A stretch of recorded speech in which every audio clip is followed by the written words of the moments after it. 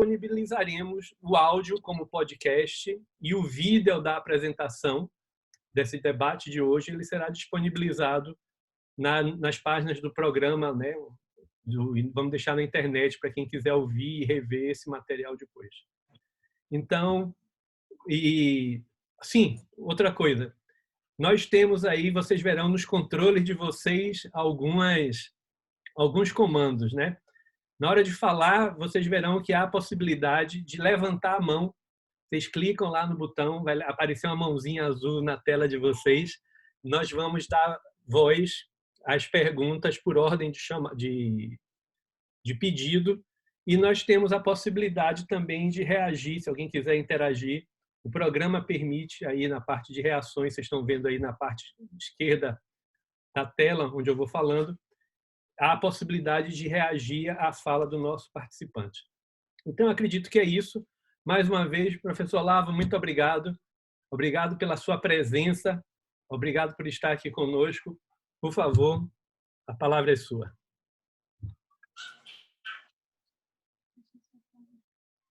Adriano, muito obrigado. Uma boa tarde. Boa tarde a todos os assistentes.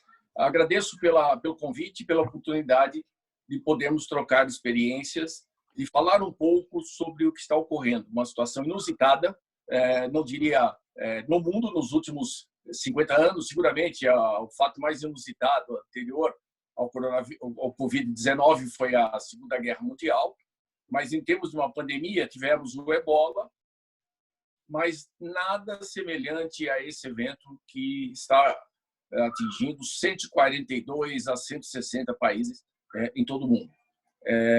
Então, esse é um desastre a nível mundial, e como todo desastre, né, todas as pesquisas e os estudos já mostram que algumas reações que nós estamos percebendo e estamos sentindo são normais. Né? Antes de mais nada, Adriano, eu acho que é importante frisar e garantir de que o isolamento social é fundamental, sim, para que evitemos o aumento da curva da pandemia. Então, esse isolamento, ficar em casa, evitar o contato social externo e aglomerações, é importante evitar sim. Agora, o que nós precisamos deixar muito claro também, Adriano, é que algumas reações emocionais que nós estamos vendo, medo, frustração, culpa, exaustão, são emoções normais e naturais, esperadas frente a um desastre. O anormal é o desastre. Né? Essas reações são normais dos seres humanos. Então, não há que se preocupar, não há que se correr às farmácias para tomar medicamentos psicofármacos. Né? São reações normais e esperadas. O que podemos encontrar também são efeitos cognitivos, teremos certamente efeitos cognitivos, efeitos emocionais, né, como ansiedade, pânico, apreensão, raiva, culpa, tristeza, desamparo, desesperança, negação, irritabilidade, né? Efeitos físicos, tipo fadiga, fraqueza, insônia, alteração do apetite, problemas de saúde, tipo somatização, e, em alguns casos extremos, abuso de álcool e outras drogas. E, certamente, efeitos interpessoais. Como as pessoas vão passar a conviver mais em família, coisas que poucas vezes no mundo moderno se tem oportunidade, seguramente vão surgir conflitos de relacionamento, outros que, porventura, não tenham possibilidade, principalmente as pessoas mais idosas, que vão ter que ficar isolados de seus familiares, vão sentir isolamento. Né? Vai haver, seguramente, ao pessoal que está trabalhando remotamente, um prejuízo no seu desempenho profissional. Né? E, em alguns casos, como nós já temos percebido, recusa de seguir normas e regras. Isso tudo é esperado, isso tudo é normal, não tem nada de anormal nisso. Então, essas reações que nós estamos vivenciando hoje em dia, né? Nós aqui no Brasil e todos os demais países estão vivenciando, são reações que nós, psicólogos, estudiosos das outras epidemias, como Ebola e demais desastres, denominamos como reações normais. Anormal é o desastre, é a pandemia. Então, esse é o primeiro ponto que gostaríamos de deixar bem claro, né, a respeito disso, que não precisamos correr ou às farmácias ou procurar psicofármacos. Uma outra coisa que nós precisamos deixar claro, que nesse momento poucos são os países que podem estar realizando ações preventivas. As nossas ações, todas que estamos adotando aqui no Brasil, são ações de resposta, né? A fase preventiva, que poderia ter sido adotada à época do Carnaval, né, até mesmo por desinformação, não foram adotadas. Hoje estão na fase de resposta, ou seja, vamos continuar, sim, informando a população, e aí é fundamental, existe um princípio básico que a sanidade e a saúde mental é garantida por uma informação precisa e segura. Então, precisamos informar, sim, adequadamente a população, né, do que fazer e o que não fazer, né? Então, usar máscara, usar álcool gel, fabricar em casa, vender esse produto acima do preço, são coisas esperadas. O importante é que a população receba uma informação precisa. Existem alguns meios e algumas recomendações para que cada um de nós possa lidar com essa situação de pânico. Óbvio, quando nós falamos em lidar, não é 100%. Né? Neste momento, nada garante 100% de eficácia e de eficiência. Mas a experiência em outras epidemias demonstram que, se seguidas, seguramente vai ajudar com muito sucesso na manutenção da saúde mental da comunidade brasileira em geral. A primeira é reconhecer isso, que sentir medo, sentir estressado, confuso, amedrontado, com raiva, é uma situação típica dessa situação de crise que estamos vivendo. A outra coisa é que nós, hoje em dia, face aos meios e os meios eletrônicos, os aplicativos e os meios de comunicação disponíveis, nós estamos sendo bombardeados 24 horas por dia por informações, nem todas elas confiáveis, nem todas elas de autoridades competentes, muitas fake news estão correndo. Então, é importante que as pessoas escolham um meio que já sabem, por experiência própria, que é confiável. Seja um canal de televisão, seja uma rádio, seja uma rede social, e passa a seguir essas informações. O que nós recomendamos, nesse caso de uma pandemia, é seguir as orientações da Organização Mundial de Saúde, do Ministério da Saúde, secretarias estaduais de saúde e Secretaria Municipal da Saúde. Né? Essas secretarias são os atores principais, né? Não menosprezando os demais atores, mas são as que podem dar as devidas orientações técnicas. Nós temos visto na rua pessoas usando máscaras, né, na cabeça, no queixo, como se usa o óculos Ray-Ban numa praia. Né? Existem regras para o uso deste EPI, que para o profissional de saúde é um EPI, né? Mas essas regras eu não atreveria em dizê-las aqui. Eu acho que nós precisamos recorrer à página do Ministério da Saúde, à página das secretarias de saúde estaduais e das secretarias municipais. Todas elas estão dizendo e orientando como usar e como não usar. Por que eu falo isso? Porque hoje está escasso esse produto. Né? Os próprios hospitais e os profissionais de saúde estão encontrando dificuldade em achar esses produtos que, para eles, são fundamentais porque estão na linha de frente. Eles necessitam muito mais do que a população em geral, né? Normalmente, o que se recomenda é o uso de máscara para quem está com suspeita de infecção.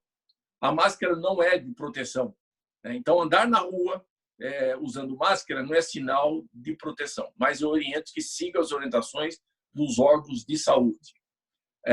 Uma outra coisa, normalmente, as pessoas tendem hoje a ficar 24 horas ligadas nos meios de comunicação. Temos canais que funcionam 24 horas, transmitindo informações, transmitindo notícias.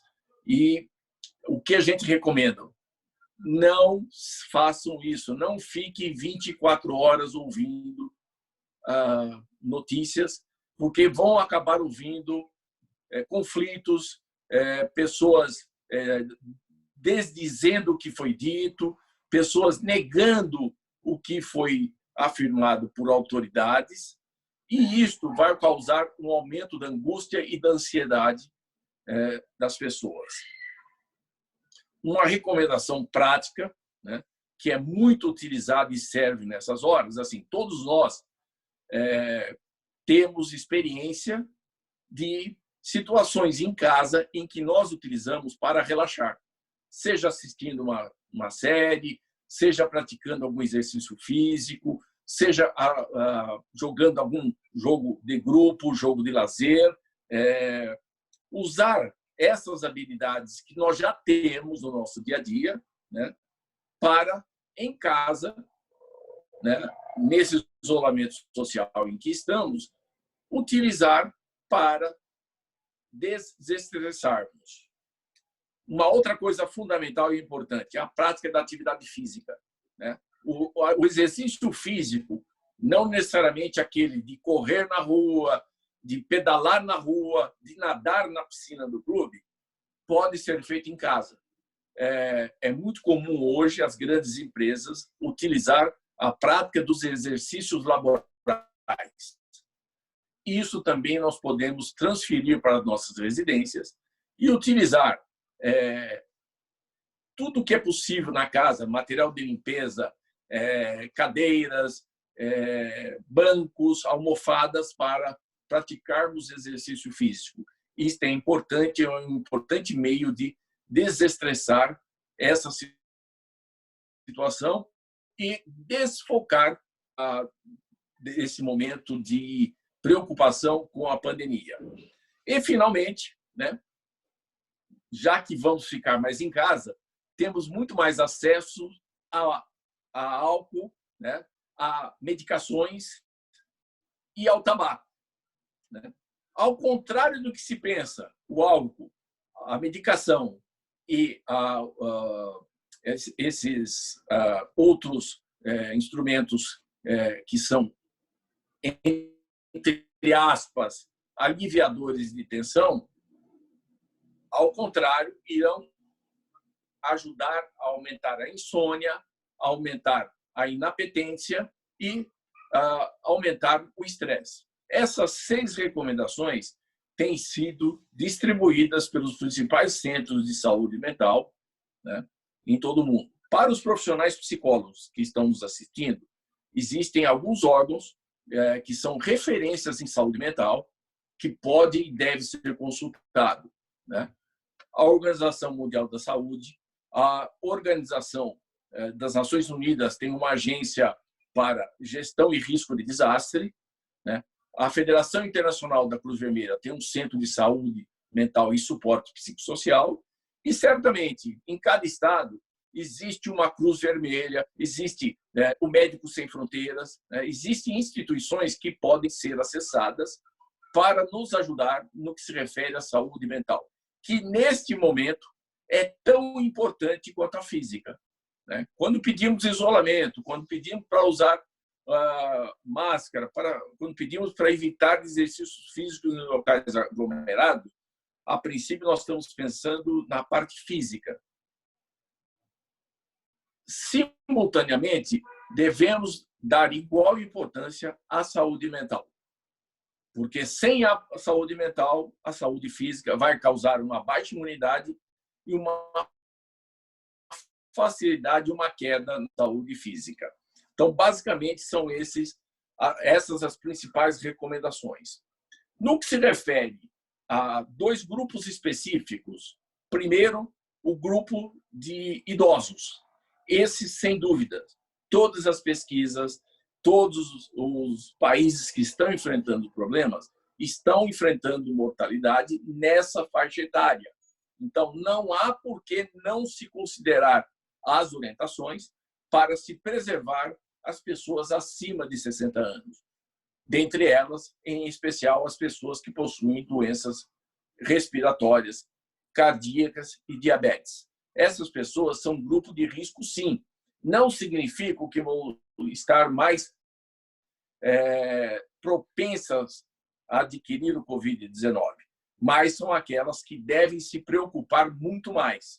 Não que os outros não devam, mas essas deverão merecer uma atenção especial. O outro grupo é o grupo das crianças, né? Certamente, com o fechamento das escolas, né, as crianças nunca passarão tanto tempo junto com seus familiares, né, como passaram em toda a sua vida, né? No passado, as crianças viviam muito mais em contato com seus pais, seus familiares, do que hoje. Com o fechamento das escolas, elas passarão mais tempo em casa.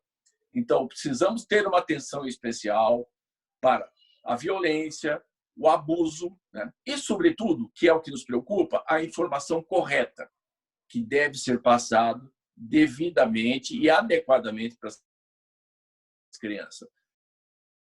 Não tem por que esconder as crianças o que está.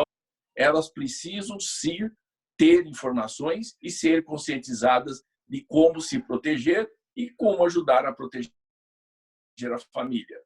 Então, esse é um grupo que eu sugiro atenção especial.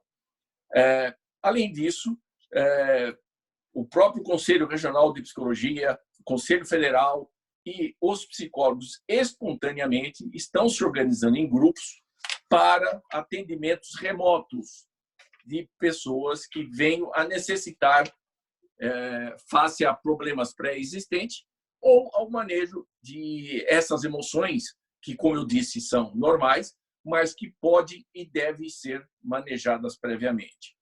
Há um estudo da Agência das Nações Unidas para a Gestão de Risco de Desastre que, para cada dólar que se investe na prevenção, economiza-se 10 na resposta. Da mesma forma, por analogia, tudo que fizermos agora para manejar essa angústia que a população mundial está vivendo, essas emoções que, embora sejam normais, podem e devem ser manejadas previamente, certamente evitaremos problemas a médio e longo prazo. Existem já estudos, na China principalmente, nos países da África, da epidemia do SARS e do Ebola, que demonstram que a má gestão de programas de saúde mental prévios resultam em médio e longo termos, a longo prazo, problemas de saúde mental, quer já de pessoas com sintomas e problemas pré-existentes, ou aquelas que vão desenvolver a partir de gatilhos surgidos pela pandemia. Então, essa é uma outra recomendação que fazemos. Esses profissionais estão se organizando por todos os estados, cada estado está divulgando pelas redes sociais uma linha específica para atendimento remoto, né, que é o atendimento mais aconselhável neste momento, que pode ser muito útil para as pessoas. Nesse sentido, o Conselho Federal de Psicologia foi bem flexível, emitiu uma nota de orientação, flexibilizou os meios de atendimento, apenas alertando que esses profissionais devem ter em mente que esse atendimento remoto não é para solucionar, não é para realizar psicoterapia. A psicoterapia tradicional, que vamos trabalhar conflitos intrapsíquicos, esse se reserva para os momentos pós-pandemia, né? Neste momento, só podemos e devemos trabalhar com esses sintomas que eu já mencionei. Nada de conflito com pai e mãe, conflito de marido e mulher. Se surgir um conflito de relacionamento, sim, pode ser trabalhado, mas são coisas que eu chamo angústia circunstancial. É aquilo que está presente face ao momento que nós estamos vivendo. Agora, um outro grupo que os profissionais psicólogos podem ser muito úteis e vão ajudar muito são os profissionais da área de saúde, nos quais nós mesmos estamos incluídos. Então, esses profissionais estão com certamente com uma sobrecarga de trabalho além do normal. Todo mundo sabe que o médico, hoje em dia, ele tem 3, 4, 5, 6 empregos. Mas, hoje, em cada um deles, a sobrecarga de trabalho está muito alta. Seja o profissional auxiliar de enfermagem, o enfermeiro, o fisiologista, o fisiatra, o dentista, todo profissional de saúde hoje, ele tem medo da infecção. Eu, na sexta-feira, atendi a um médico que ele estava simplesmente em pânico, porque no hospital dele já tinham 28 casos na UTI e ele estava indo para casa e a esposa dele, também uma profissional da área da saúde, está no 4º mês de gravidez. E ele estava simplesmente em pânico de como fazer para chegar em casa e, por acaso, se tivesse portando o vírus, qual é a forma que ele poderia e deveria se desinfectar. A questão não é uma questão operacional de uso de tais ou quais equipamentos, de metodologia de desinfecção.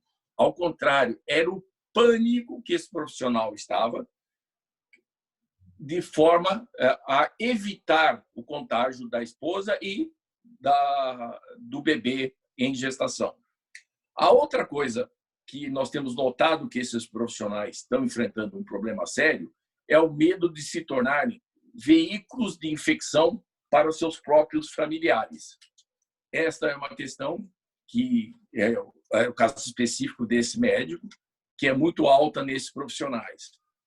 Uma sensação muito grande de insegurança no trabalho.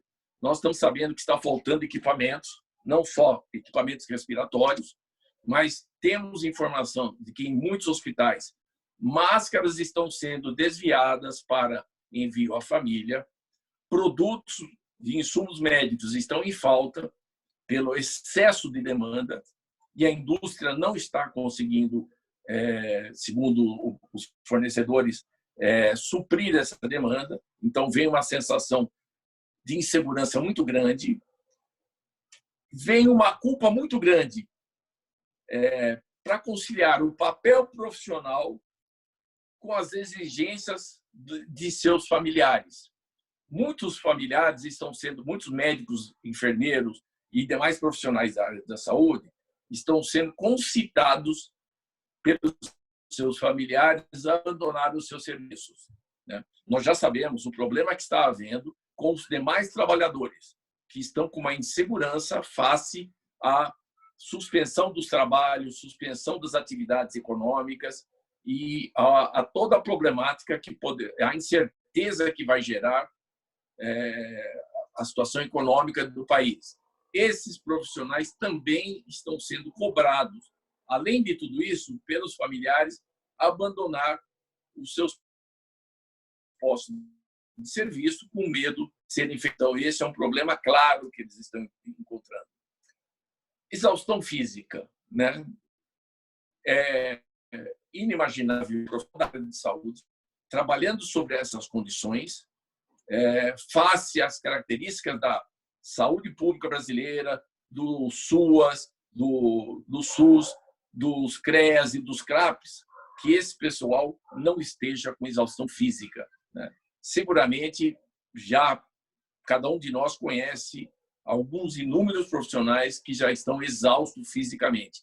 E ainda não atingimos o pico e tão pouco sabemos vai ter o final dessa pandemia em termos de tempo, de localização, tempo espacial.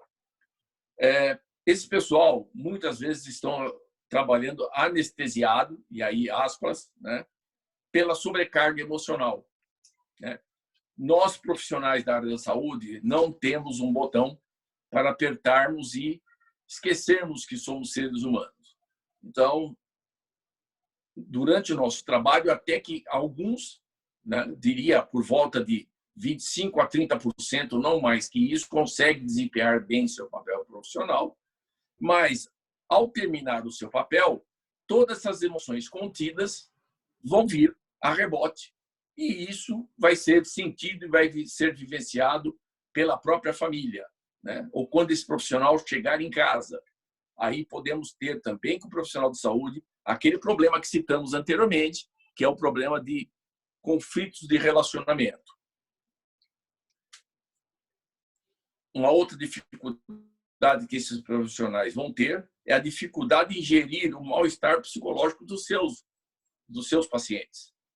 Assim como nós, psicólogos, não teremos facilidade em atender, mesmo que remotamente, as angústias, os conflitos, os medos dos nossos pacientes, esses profissionais de saúde também lidam com esse mesmo medo, esse mal-estar de seus pacientes. É inegável, né, que o sistema de saúde está pressionado por encontro da cura, pela demanda de circunscrever a doença a determinado local, e isso é uma demanda que gera problemas psicoemocionais nesses profissionais. Certamente vão ocorrer dilemas éticos, né? Muitas vezes esses profissionais vão ter que usar da racionalização para administrar conflitos éticos que vão surgir nos locais de trabalho. Tudo isso, Adriano, que nós estamos mencionando, já são coisas já sabidas de epidemias, de grandes eventos anteriores. Não é nada a partir de um desastre simples, não. Como eu falei, não temos grandes desastres dessa proporção há muitos anos, mas temos, sim, encontrado epidemias, sobretudo em países em desenvolvimento, que demonstraram ao final ou durante o seu decorrer tudo isso que nós temos mencionado, né? Uma coisa muito importante é evitar falha de comunicação. O importante e o que garante a saúde mental é a informação correta, né? Rumores, fake news, informações desencontradas são sinal de adoecimento grupal ou pessoal. E, finalmente, estigmas, né? Algumas populações, né, até há pouco tempo, né, foi estigmatizado o pessoal da Ásia por serem os causadores dessa pandemia, né? A estigmatização acaba sendo a estigmatização social acaba sendo um problema que esses profissionais também vão encontrar, né? Ninguém vai querer conviver com um médico infectologista que trabalha num grande hospital que está centralizando casos. Hoje, vários estados, aqui em São Paulo, por exemplo, estão se preparando um estádio, uma arena de futebol para se transformar num hospital de campanha. Certamente, alguns profissionais, ao mencionar que estão trabalhando nesses hospitais, vão sentir de perto a estigmatização de profissionais que estejam em contato direto com essa epidemia. E eu lembro sempre que medo e ansiedade são emoções e sentimentos normais. Isso é fundamental para todos nós. Vivenciar estresse não é sinal de fraqueza. Esta é uma fala que temos que ter em mente. Estar estressado não é não é demonstração de fraqueza. Não temos que nos sentir diminuídos ou menos profissionais por estarmos estressados. Também, estar estressado não significa incapacidade profissional. Na área de desastres, nós temos, por norma, cada profissional não atende isoladamente. Sempre atendemos em dupla, porque a exaustão permite, de um deles permite que o outro continue o tratamento e não haja aquele sentimento de incapacidade profissional. Então, a vivência de estresse não é sinal de incapacidade profissional. Estresse não é um sentimento meu, seu, né? Da minha esposa, do médico, do dentista. Hoje em dia, o estresse é mundial, né? Podemos dizer que toda a população do mundo está vivenciando um estresse. Se eu dissesse para você que existe uma receita básica para evitar o estresse, eu estaria mentindo, né? Cada um de nós reage de modo e de forma diferente, né? Devemos procurar respeitar as estratégias que cada um de nós temos, né? Por exemplo, respeitar o silêncio, respeitar o isolamento, a irritabilidade, né? Sobretudo de crianças, de velhos, e a necessidade de falar. É muito comum que nessas horas, né, a verborragia aconteça, né, como forma de descarregar, né, de descarga emocional. A recomendação: recorro às estratégias que cada um de nós temos para enfrentar a gestão do estresse, né? Os profissionais que vão atender, que vão dar suporte remoto, usem das suas teorias, usem das suas técnicas, né, de uma forma simples para auxiliar esses profissionais. O fundamental é que eles se sintam pessoas normais. Anormal é a pandemia. Os sentimentos, o estresse, a exaustão é perfeitamente normal. E, finalmente, precisamos reservar um tempo para cada um de nós, sobretudo nós profissionais da área de saúde. Não vamos estar em casa à busca do que fazer. Nós temos muito o que fazer e temos feito, tenho certeza, que todos os nossos colegas, sejam eles de que profissão da saúde sejam, estão trabalhando muito quando estão em casa, né? Então, respeitar, reservar um tempo para si. Cuidar de si é reduzir a carga do seu colega com quem você trabalha. Porque na medida em que você se cuida, você permite que o seu parceiro, o seu colega de trabalho, se sinta mais aliviado. Cuidar de si é uma coisa importante, principalmente para nós profissionais da saúde, que é assim, cuidar dos cuidadores. Quando nós cuidamos dos cuidadores, nós permitimos que eles exerçam bem suas profissões. Basicamente, eu acho que eu abordei a maioria dos temas que nós havíamos combinado e me coloco agora à disposição às perguntas e quaisquer dúvidas ou esclarecimentos aos quais eu não me fiz entender perfeitamente.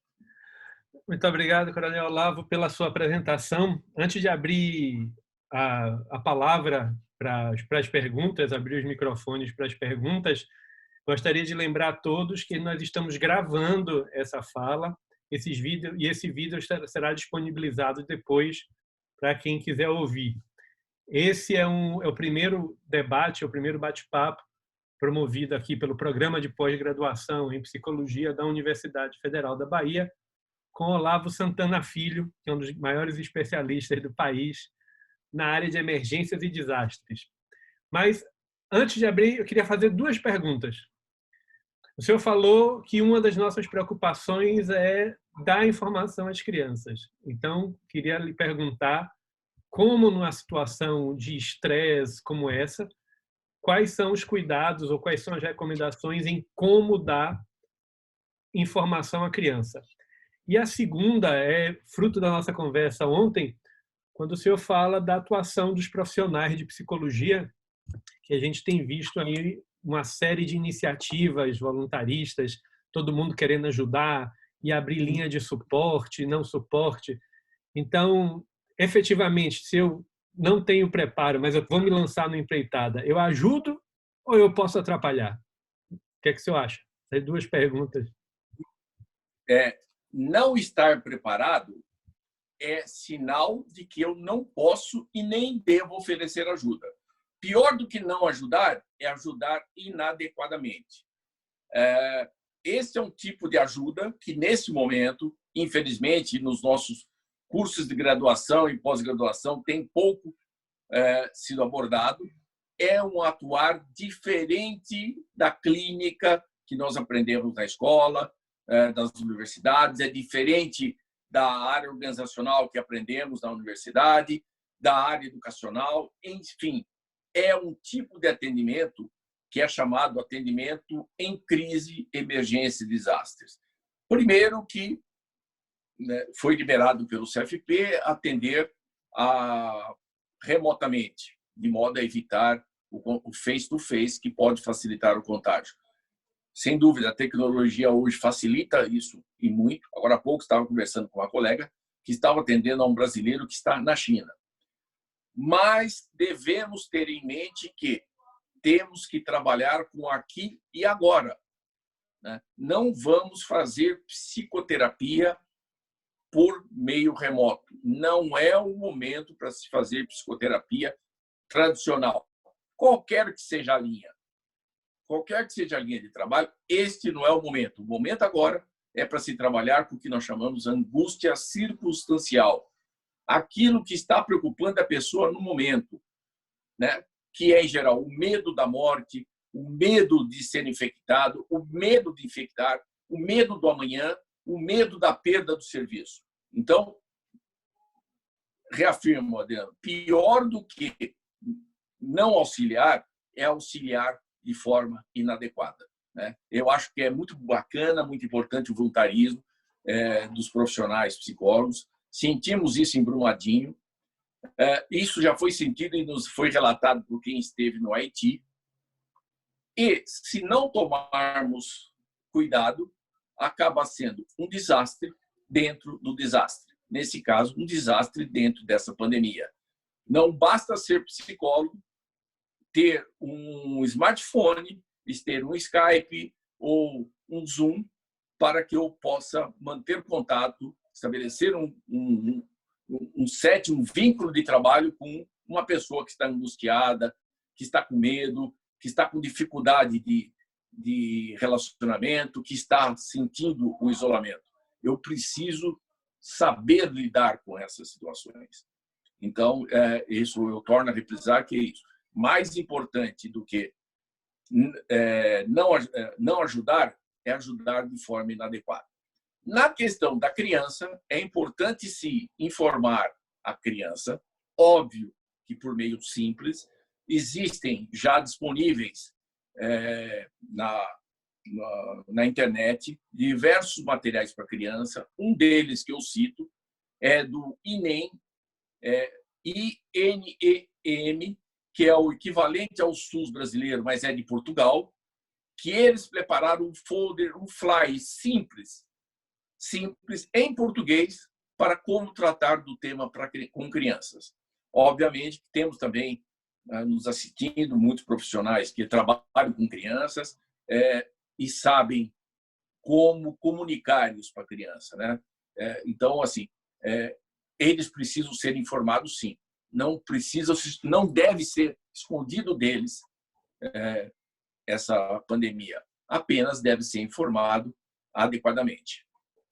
Ok, coronel, muito obrigado. Vamos abrir agora as perguntas. Vocês verão que tem uma função aí no programa que é levantar a mão. Então, à medida que vocês clicarem, aparece para a gente aqui na tela os pedidos e a gente vai dando as palavras. A primeira pessoa que está inscrita e que pediu é a Adriana Botelho, lá de Votuporanga. Adriana, vou abrir o seu microfone para que você possa fazer uma pergunta. Você tem 1 minuto. Se passar de 1 minuto, a gente corta a fala, hein? Vamos lá.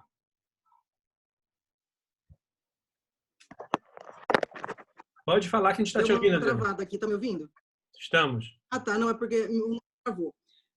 São duas coisas. Uma eu preparei, tenho estudado o guia da Organização Mundial de Saúde com cuidados para a saúde mental durante a pandemia. Na verdade, é mais uma sugestão aí para quem está ouvindo, né? E aí algumas coisas que o professor falou. Aliás, eu queria agradecer também, né? É uma situação muito difícil que a gente está passando agora, a gente se sente meio sem saber o que fazer, né? E essas orientações são importantes. E a outra coisa que eu queria dizer, aí a minha pergunta para ele é sobre primeiros socorros psicológicos. Eu estava pesquisando e aí eu encontrei algumas coisas aqui, eles dão o nome de prepara, né? Então, que você tem um processo aí para você atuar em situações de crise, né? Então, preparação, recepção, escuta, priorização, ação. E eu queria saber dele se tem algum material, se ele pode falar um pouquinho sobre isso, né? Como a gente, nesse momento, usar esses recursos para fazer o atendimento e se tem alguma coisa escrita que ele pode nos indicar para fazer a leitura, porque, na verdade, é isso que é a minha preocupação. As pessoas querem se colocar à disposição, querem atender e tal, mas não estão preparadas para acolher, para atender, né? Não só as pessoas, de maneira geral, mas a equipe de saúde mesmo. Perfeito. O PCP, o Primeiros Cuidados Psicológicos, realmente é um protocolo que tem sido recomendado e utilizado pela Organização Mundial de Saúde.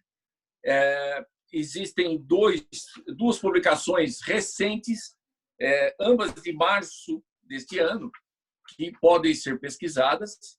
Uma na página do Centro de Saúde Mental e Suporte Psicossocial da Federação Internacional da Cruz Vermelha.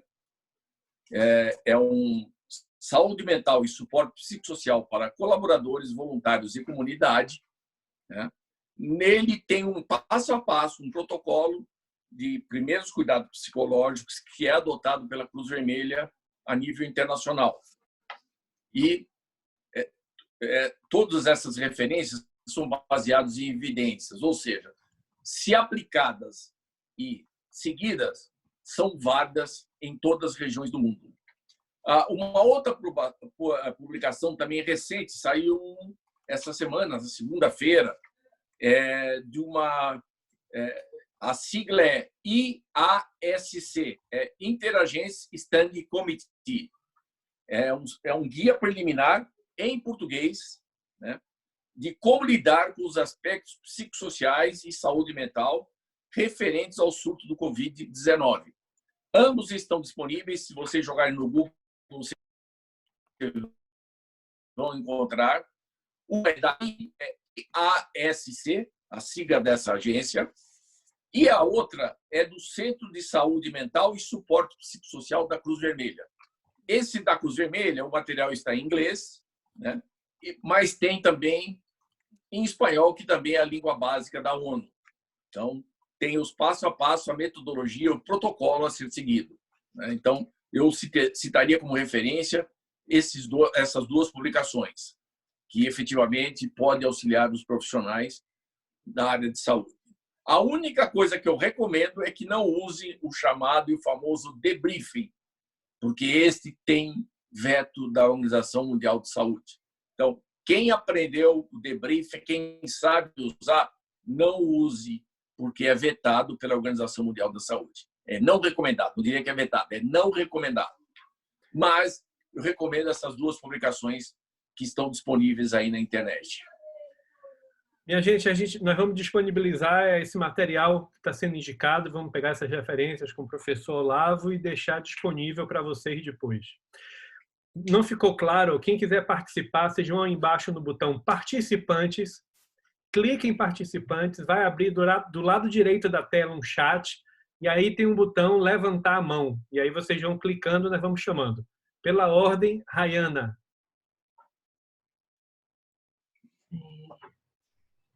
Boa noite. Quero agradecer pela disponibilidade do Coronel Olavo e quero fazer uma pergunta que vem de uma fala do senhor, Coronel. Está me ouvindo bem? Estou ouvindo bem, sim. O senhor trouxe essa questão no manejo do estresse, o senhor dizendo que não há estratégia, não tem receita para evitar, né? Não existe receita para enfrentar o estresse. Realmente, cada um enfrenta com as estratégias que aprendeu ao longo da vida. Em alguns momentos, quando a gente vai atender pessoas em situações de estresse, a gente desenvolve novas estratégias ou recomenda o desenvolvimento de novas estratégias. E pela sua fala, nesse momento, isso não seria recomendado. O senhor tem alguma experiência, algum caso que possa trazer uma luz nesse sentido de como a gente pode utilizar as estratégias já utilizadas, trazer à tona as estratégias já utilizadas pelo sujeito, né, ao longo da vida, que possam ser úteis nesse momento, algo nesse sentido, para nos auxiliar?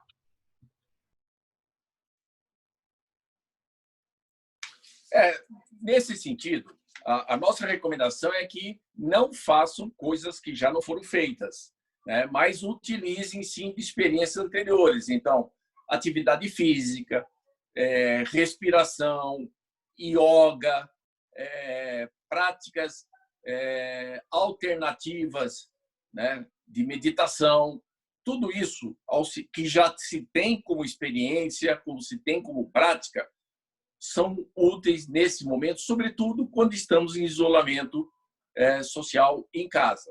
Então, a minha fala é muito mais no sentido de praticar atividade física, praticar, sim, essas atividades de yoga, de meditação, de relaxamento, né? Tem várias técnicas de relaxamento. Os profissionais da área de psicologia sabem, conhecem muito técnicas de relaxamento. Tem muitas técnicas que os profissionais, os educadores físicos, podem também serem úteis na indicação de quais metodologias utilizar. Essas técnicas devem ser utilizadas. O que eu quis deixar bem claro é que, assim, técnicas que não foram utilizadas pela pessoa, para quem está orientando, essas não devem ser sugeridas. Só sugira aquilo que você tenha como experiência de vida ou experiência de manejo de seus pacientes ou pessoas com quem você tenha trabalhado. Próxima pergunta, Lua Isabel. Lua Isabel, você está com a gente? Alô, Lua, você vai ouvindo? Escutando? Sim, estamos escutando. Certo, então boa noite, me chamo Luana e a minha pergunta é um pouco direcionada para o campo que eu trabalho. Eu trabalho com pessoas envolvidas no comportamento suicida. Então a pergunta seria, né, quais cuidados que poderiam ser adotados nessas situações de emergência como essa que nós estamos vivendo em relação a esses usuários? A situação. Na minha cidade, aumentaram os números de tentativas. Na última semana, a gente teve um número excedido, tivemos casos confirmados, e o grupo de terapia que eu conduzo, de prevenção, ele teve um aumento de 50% no último encontro que a gente teve, de participantes novos. Aqueles que estavam afastados retornaram e pessoas novas vieram. E a demanda que eles trouxeram foram todas essas situações voltadas para essa questão da ansiedade, para esse momento que nós estamos vivenciando. E aí, por questão de recomendação da nossa Secretaria Municipal, foram suspensos esses atendimentos, pela questão de aglomeração e coisas do tipo, né? Então, seria quais as orientações ou como a gente poderia manejar essa situação com esse público em específico? Olha, realmente, em desastre, já está comprovado que pouquíssimas pessoas acabam adoecendo, mas é possível, como você mesmo menciona, que possam surgir casos já pré-existentes, como já era rotina na região. Por exemplo, nesse caso, você mesmo menciona que já estava em tratamento. Esses casos, eu acho que são daqueles que podem e devem ser manejados, talvez presencialmente, com os devidos cuidados, né? Mas não podem ser abandonados. Eles têm que e devem continuar. A experiência mostra que casos de tentativa de suicídio em decorrência do desastre são poucos relatados. Em geral, quando você vai analisar e vai estudar, é normalmente pré-existente. O pré-existente não pode simplesmente encerrar o atendimento. Se o atendimento é feito em grupo, eu acredito que possa ser feito individualmente e deva continuar sendo feito individualmente, sim. Outra coisa é utilizar, se for o caso, mesclar a medicação com a psicoterapia, né? Mas esses casos que já são pré-existentes não devem ser abandonados. Deve continuar a ser atendido, sim. Se possível, remotamente, não sei. Não é a minha área de atuação, né? Mas talvez os profissionais que sejam especialistas na área do suicídio podem dizer se conseguem manejar isso de forma remota. Mas eu concordo com você, não tem por que suspender esse atendimento, apenas não fazê-lo de forma grupal. Sérgio, vamos passar agora, Sérgio Rocha. Pode falar, Sérgio, está ativo o seu microfone. Tá bom, obrigado. Professor, eu gostaria de perguntar, numa situação como essa, quais são assim, os desdobramentos que, na sua experiência, a gente pode considerar como reações, como consequências positivas? Sempre no conflito, né, sempre tem os dois lados, e a gente vê muita situação assim, mais no sentido, que, digamos assim, negativos. Mas quais são assim, consequências de que essa experiência pode redundar no crescimento, na aquisição de novas formas de enfrentamento? O que o senhor poderia nos falar sobre isso?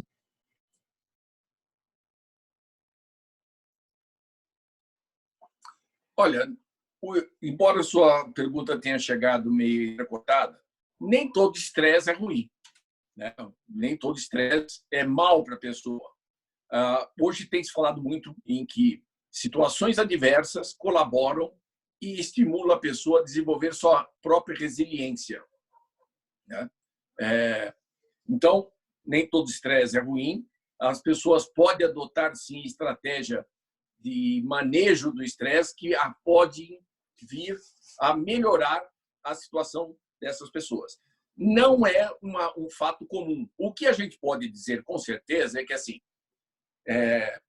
em epidemias anteriores, há relatos de agravamento de situações ou de surgimento de problemas psicológicos e psiquiátricos.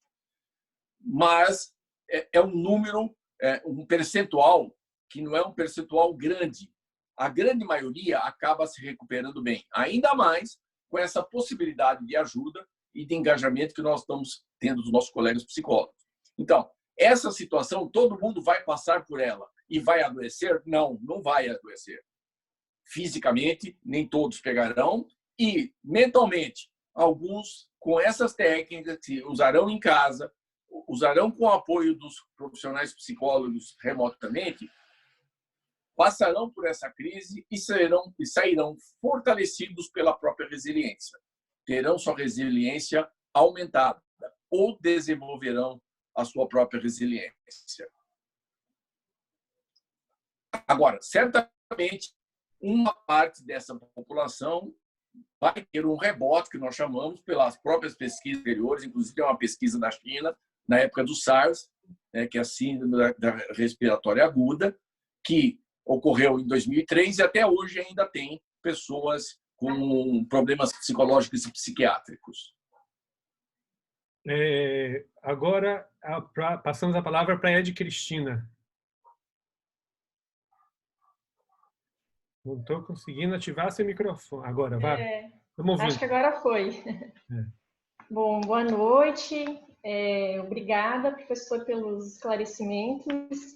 Eu gostaria de fazer uma pergunta no sentido daquilo que o senhor comentou, que a gente tem que tomar um cuidado nas nossas práticas, né? Nesse momento a gente quer muito ajudar, né? E talvez, com esse anseio de ajudar, a gente acaba prejudicando mais, né? Eu queria saber a sua opinião a respeito da modalidade de plantão psicológico online, né? Se ela seria uma modalidade viável para a gente poder fazer esse tipo de intervenção em grupo, já que a gente vai ter, obviamente, mais dificuldade de conseguir fazer o próprio manejo, né? Já que são várias pessoas dentro do mesmo grupo. Se for uma modalidade que o senhor considere viável, eu gostaria de ouvir a sua opinião em relação a como conduzir, né, esse tipo de grupo nessa condição online, já que também é uma novidade, né? Acho que até hoje os profissionais eles têm feito atendimento online, mas em modelo de psicoterapia, né? É uma pessoa só. Acho que seria isso. Obrigada. Exato, excelente pergunta. Essa modalidade, efetivamente, como você me citou, é uma modalidade nova. O Conselho permitiu, e com reservas nessa situação de desastre, porque a nota técnica proíbe o atendimento online em desastre, mas, nesse caso, para se evitar o contágio social, ele abriu a possibilidade, mas precisamos ter claro de que o que nós vamos lidar. O plantão psicológico, sem dúvida, remotamente, vai ajudar, desde que não tratemos de temas já pré-existentes.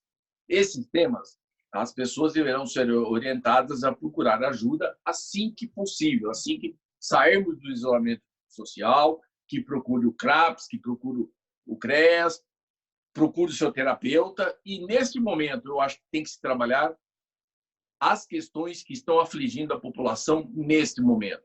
A referência é o aqui e agora, né? Então, eu acho que o plantão psicológico é, assim, viável. Já está sendo posto em prática em várias cidades de forma, diria assim, muito inusitada, nas praças, em público, quer seja o plantão psicológico, o psicodrama público. Eu acho importante. Pode ser essa experiência trazida para a experiência remota, desde que tenha sempre em mente que o que se vai trabalhar agora é o aqui e agora. É a angústia, o medo, o isolamento e a depressão. Nada relativo a pré-existente. Pré-existente, a gente vai ter tempo de, se seguirmos todas as orientações, de voltar a trabalhar. Então, recomendaria o aqui e agora nos plantões psicológicos e nos atendimentos remotos. Minha gente, temos tempo para mais uma última pergunta, porque já está no horário combinado, né? Combinamos 1 hora de conversa e nossa hora bateu exatamente agora. Vou passar a palavra para Laila e depois de Laila nós vamos encerrar as perguntas, vamos fazer um fechamento, dar umas notícias e seguir em frente. Laila, por favor.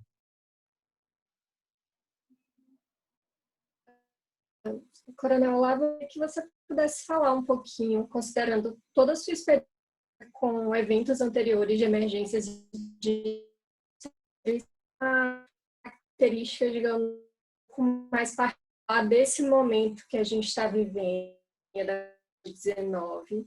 Então, questões aparecem para os trabalhadores que estão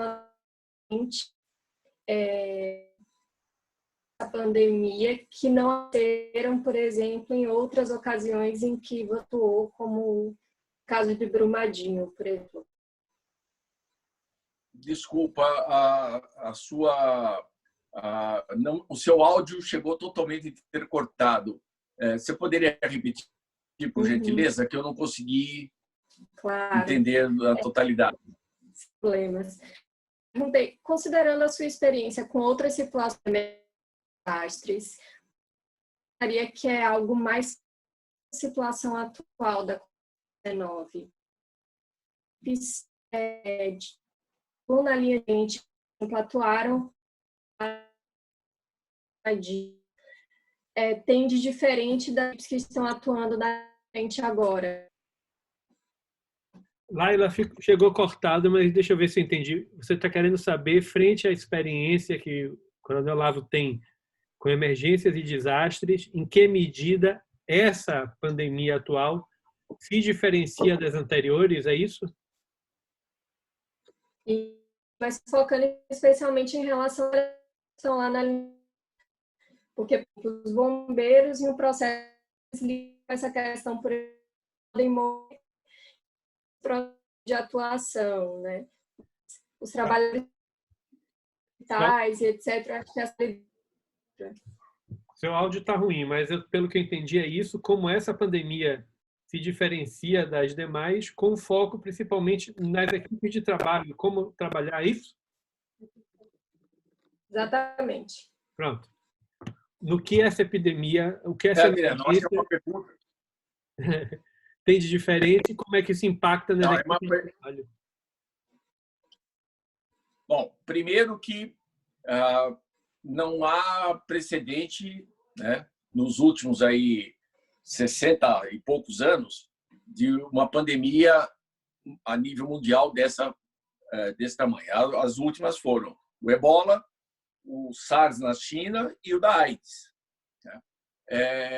Então, não existe, já por definição, por experiência e por pesquisa, um desastre igual ao outro.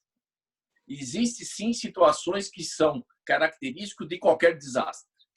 No que se refere ao profissional que mencionou, que são os profissionais de primeira resposta, que, aliás, de forma muito genial, muito diferente, está sendo veiculado, né? Estamos na rua para que vocês fiquem em casa.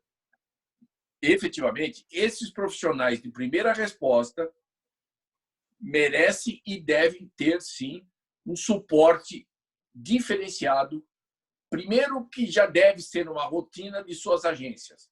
Por exemplo, nós temos conhecimento no nosso grupo, inclusive de trabalho, né, Adriano?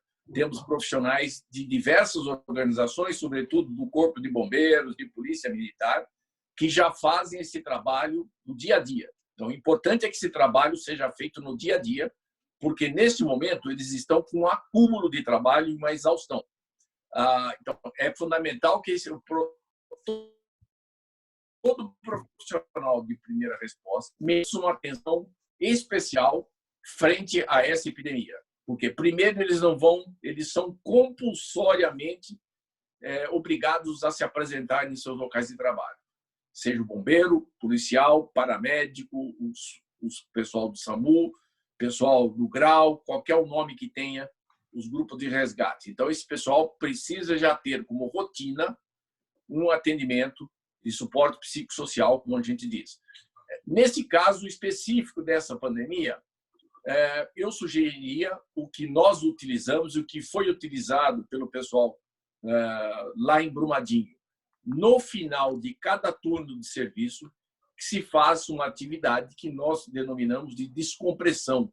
Não é o debriefing, né? É uma atividade de descompressão. Qualquer atividade que possa ser realizada para que esse profissional possa descarregar essa carga emocional, né? Porque não é porque é médico, não é porque é bombeiro, não é porque é resgatista, que não sente o que está fazendo, que não tem medo, que não sente pânico, que não sente estresse. Então, é importante que, no final do serviço, eles tenham, sim, um suporte psicossocial. Muito obrigado, Coronel Olavo. Infelizmente, chegou o horário, a gente precisa ir encerrando. Tem algumas pessoas que pediram, mas o que está marcado já foi, a gente vai ficar para uma próxima. Eu queria aproveitar a oportunidade e informar que, nessa sexta-feira, nós teremos um novo debate, a gente vai divulgar isso a partir de amanhã de manhã. Agora nós estamos trazendo uma pesquisadora brasileira que está com missões, que ela tem uma experiência com missões na Antártida, junto com a Força Aérea e o Exército. E ela estuda, ela faz doutorado na Federal de Santa Catarina, e ela estuda justamente essas reações nessas condições de isolamento e confinamento. Então, a gente deve ter aí essa pesquisadora, que devemos ter também um membro da estação de brasileira lá na Antártida, falando como é essa coisa de trabalhar nessas circunstâncias. A outra coisa é o programa de pós-graduação em psicologia aqui da Federal da Bahia, está lançando uma pesquisa sobre trabalho nessas condições, né, o impacto que essa situação da pandemia tem nos trabalhadores. O título é o impacto no trabalho. Vocês têm aí na área do chat, tem um card disso, tem um link também para a pesquisa. Nós vamos divulgar, se vocês puderem colaborar divulgando com a sua rede, o programa de pós-graduação agradece. Então, minha gente, a gente vai encerrando aqui. Eu gostaria imensamente, mais uma vez, de agradecer ao Coronel Olavo Santana Filho pelo tempo, pela disponibilidade e pelo imenso conhecimento que ele compartilhou aqui com a gente nessa noite.